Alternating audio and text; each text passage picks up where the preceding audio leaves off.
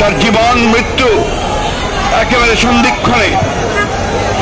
আমি আপনাদেরকে বলছি যে আপনারা সবাই প্রাণ খুলে তার জন্য দোয়া করবেন। শুধু দোয়া নয়, আমাদের পক্ষে যা কিছু করা সম্ভব তার সুচিকিৎসা করার জন্য সেই চেষ্টাই আমাদেরকে করতে হবে, এবং তার জন্য আমাদের যা করা দরকার সেই চেষ্টা করতে হবে।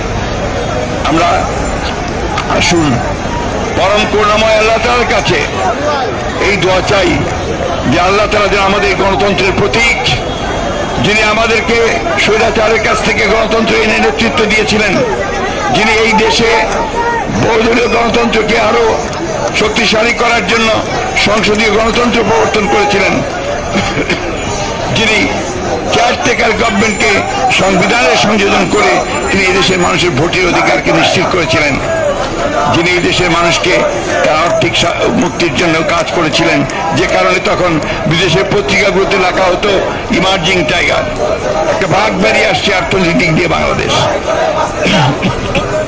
কিন্তু দুর্ভাগ্য আমাদের সেই নেত্রী আজকে বিনা চিকিৎসায়, আজকে বন্দী অবস্থায় তিনি আজকে মৃত্যু শয্যায়। আপনারা আল্লাহর কাছে দোয়া করেন। আমি আপনাদেরকে অনুরোধ করব, আমাদের সকল নেতৃবৃন্দের পক্ষ থেকে আসুন আমরা আজকে কায় মনোবাক্যে আল্লাহ তাআলার কাছে দোয়া করি যে আল্লাহ তাআলা যেন তার জান বকশে দেন।